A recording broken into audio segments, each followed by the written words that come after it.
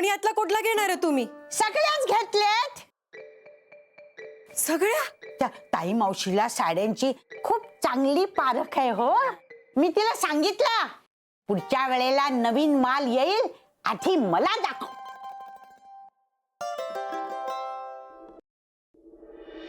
नानी हे काय चाललंय तुझं? कशात? एवढ्या साड्या घेतल्यास तू? कुसुम तू जा बघू भाजीवाल्याकडनं भाजी घेऊन ये. कधीची ऑर्डर दिली अजून आलाच नाही पठ्ठ्या. ठेव ठेव साडी ठेव. तिच्यापासून काय लपवायचंय? असे पुष्कळ तमाशे बघितलेत तिने. ते पण आता भाजी आणायला जाऊ. जा ग जा ना. हा कारली घेऊन ये. काय म्हणणं आहे तुमचं? नाही माझं काही म्हणणं नाही, पण आता या वयाला शोभेल असं वागायला नको का नानी? 101 वर्षांची आहेस तू. हा वयाला शोभेल म्हणजे?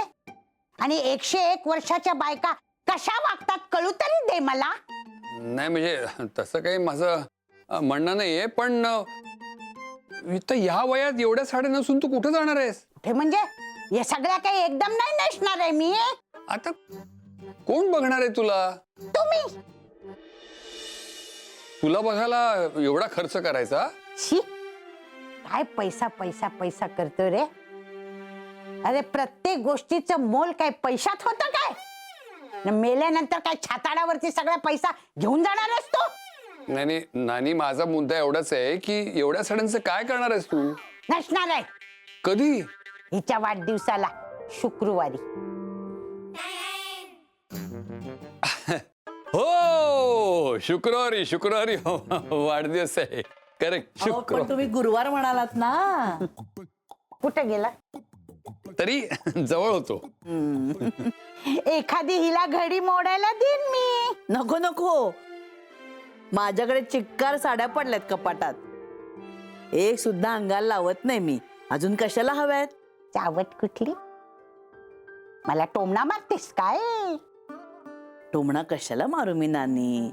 मी आपलं खरं आहे ते सांगितलं. हा, तुमच्या पैशानं नाही घेतल्या साड्या, माझ्या पैशानं मी घेतलेल्या आहेत. तुझे कुठले पैसे? वा रे वा. हनीमूनला तुम्ही गेलात, माझ्याकडनं पैसे नाही का घेतले? 4 आणे दिलेस तू. मग तेव्हाचे 4 आणे, आत्ताचे किती? 13,000 रुपये. 10,000चं एकदम 13,000 झाले. हे खरे 13,000च आहे. मगाशी चुकून मी 10 म्हंटल. हा अकारण खर्च आहे. ए आता तू मला पैसे देतोस का केस ठोकू मी तुझ्यावर? सफरचंदाचे काप नीट परतल्यानंतर त्यामध्ये दालचिनी पूड आणि मध घालून पुन्हा नीट परतून घ्यावं. बटर लावलेल्या ब्रेडवर सफरचंदाचे तुकडे, बदामाचे तुकडे, टुटी फ्रुटी, डार्क चॉकलेट आणि मीठ घालून दुसरा ब्रेडचा तुकडा त्यावर ठेवून वरच्या बाजूला बटर लावून घ्यावं. एका बाउलमध्ये स्ट्रॉबेरी सिरप आणि क्रीम घालून सॉस तयार करून घ्यावा. तयार सँडविच पॅन मध्ये बटरवर ग्रिल करून घ्यावं आणि स्ट्रॉबेरी सॉस बरोबर सर्व्ह करावं.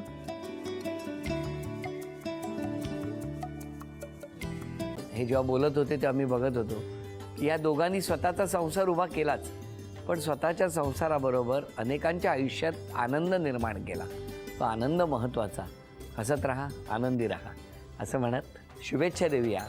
आणि ही झी मराठीकडून भेटवस्तू डेव्हिड तुमच्यासाठी. अभिनंदन.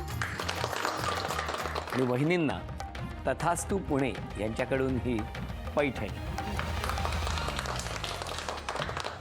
अभिनंदन.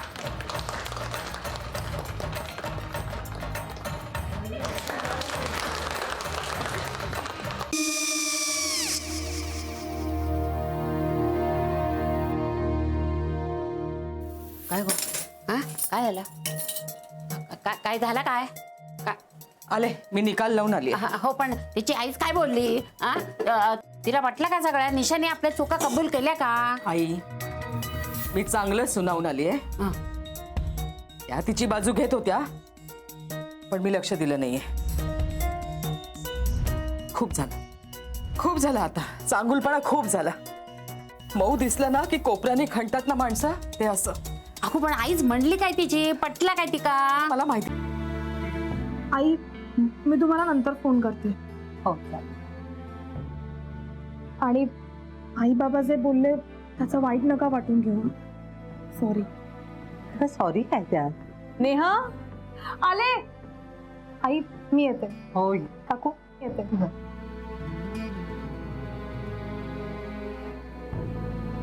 सावकाश जाग. हो हो. मग काय काकू, कधी उडवता लग्नाचा बार? बघूया.